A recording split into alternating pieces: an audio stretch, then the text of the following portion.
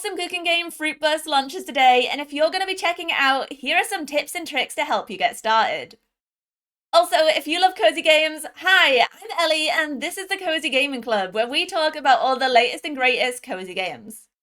My first tip is going to make your life infinitely easier. When I first started playing, I would place all of my ingredients on the counter and then try and chop them up there. It was so bad when I had only one countertop for them and all of my bowls, and I would often send them flying across my food truck. Well, then I realized that you can dice food while you're holding them. So if your bowl is out and ready, you can pick something up, slice it, drop it in a bowl, and then repeat for as many fruits and veggies as you actually need. This is so much easier and quicker than the way I was doing it before. Most of the time when customers visit your Fruitbus, they'll have some idea of what they want to eat. Sometimes when people come to order though, they'll display a series of blank circles above their heads. At first, I thought this meant that they wanted an ingredient that I hadn't unlocked yet, so I was rejecting all of those orders because I thought I couldn't make them. But it turns out that what this really means is that they're not picky about which ingredients you use. So grab whichever fruit or veggie you have the most stock of and chuck it into that salad bowl, blender, or whatever you want. Although, if you already know some recipes, it is better to create those instead, as they give you a much better reward than random ingredients thrown together. Speaking of salad bowls, something I didn't realize in this game is that in addition to your fruits and vegetables, your Tupperware is also a consumable. Every time you make a recipe, you grab a bowl from the pile or a glass from the stack and create a dish for your customer with them. But you have a specific amount of each type, and if you don't keep track of them, you may find yourself running out in the middle of service. The good news is that your customers are incredibly patient, so just leave them in the good care of your Fruitbus as you run to the store to buy more bowls or glasses. Not every store has stock of each one though, so you may need to be a little more organized as you travel from island to island. Something that makes this a little easier is that the game does have a sprint option. Although I admit it took me almost an entire hour of playing before I realized this. I'm not sure what it is when you're using keyboard and mouse, but if you're playing with controller, you just need to press in your left stick to toggle on sprint whenever you want to go fast. One of the things that I recommend you buy is the small backpack from the store you come across after leaving the ferry. This is life-changing when it comes to collecting ingredients and will save you so much time.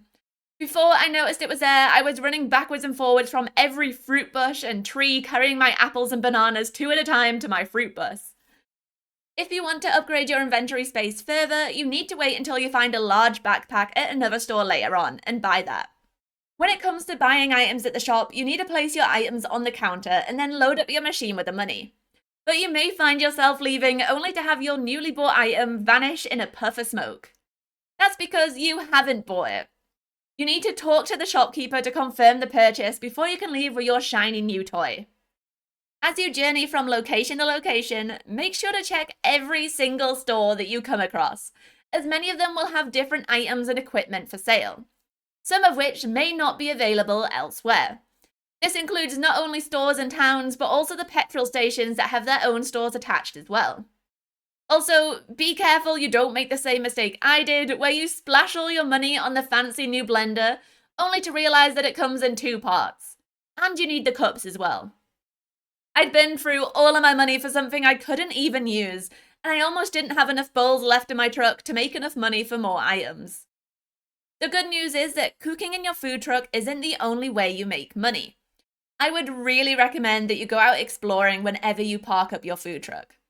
While there are a variety of different foods to find growing across the islands, there are also pink shells hidden, and finding one of them can net you a tasty profit. Some even give you up to 40 gold pieces if they're in a particularly hard to find location. When you're running around, make sure to listen out for the telltale tinkling noise that indicates one is nearby.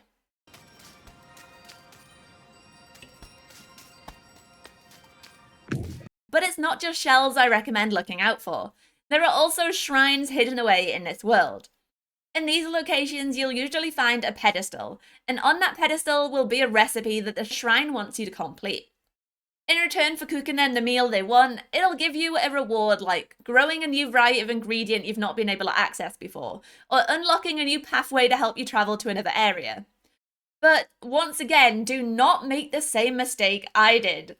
The first shrine I came across, I looked at the recipe and then sprinted all the way back to my food truck to make it, and came back with my freshly cooked dish in hand, happy as Larry. Which is when I saw that right behind the shrine with the recipe on it was a table with knives and bowls for me to make the dish, and I was already surrounded by all the ingredients I needed. Well, I didn't make that mistake again. Also, this is probably sacrilege, but if you're running a little low on money, you can just take the utensils from the shrine cooking table back to your Fruitbus and serve with them. I stole all of the bowls from the shrine. Oops! As if that isn't enough, there is another thing I didn't realize about the shrines. So the recipe in this shrine, when I cooked it, emitted this bright blue sparkly cloud, and I thought that meant it was a special dish for the shrine, which of course I already knew as I was making it specifically for the shrine. What I didn't realize, despite carrying this all the way back to the shrine from my Fruitbus, is that these magical glowing dishes also have another use. In fact, I didn't realize it until much, much later when I was cooking up a meal in my Fruitbus and I saw a taste button at the bottom of my screen. These dishes also unlock special memories from Grandma. I do not know how I missed this or why the game didn't tell me this sooner, but dang! These scenes give you hints on how to progress the story, so they're actually pretty important. Food respawn times are a big part of this game, as you'll be needing a lot of ingredients to keep your food truck running. So here's a general idea for how long it takes some of the ingredients to respawn. Apples respawn every day. You will have so many apples at your disposal, especially in the early game. Garlic and carrots seem to respawn every other day, while lemons are every 3 days. And bananas take much longer than that, I think around 5 days, and then there are mangoes. I don't think my mangoes have respawned once. Whenever you bring fruit into your Fruitbus, make sure to put them into your storage containers. You'll probably need a lot of these and you can order them whichever way you want. I usually go by colour for mine. Anyway, if you don't put them in your storage and leave them out on the floor, they'll actually start to go off, and you'll see the flies flitting around them. The first time I saw this, I chucked my fruit out the back door, thinking they were already ruined. But actually, just picking them up removes any flies from the fruit, and you can just pop it back into your storage box. But what happens when you leave them to the mercy of the flies? Well, then they turn into trash, which at first may seem useless. But later down the line, you may meet some customers who want some trash in their diet. I think it takes a full day for food to turn into trash, but actually, if you drop it outside right before nightfall, by the time the next morning comes around, it will have changed into rubbish. One of the great things about Fruitbus is that you don't need to sleep. Ever. In fact, your Fruitbus doesn't even come with a bed for you. Instead, you work tirelessly all day and all night collecting ingredients and feeding your customers. You are a hard grafter, and you're making Grandma proud. I don't know why I left this tip so late in the video, because I would really recommend picking up a fuel can from one of the petrol stations and filling it with petrol. Some of the roads between the different petrol stations can be really long, and your character is super slow. Trust me, you do not want to run out of fuel and need to run all the way there and back again. Get your emergency fuel supply. My final tip is something you may encounter early on in the game, or later on depending on whatever you decide to do first.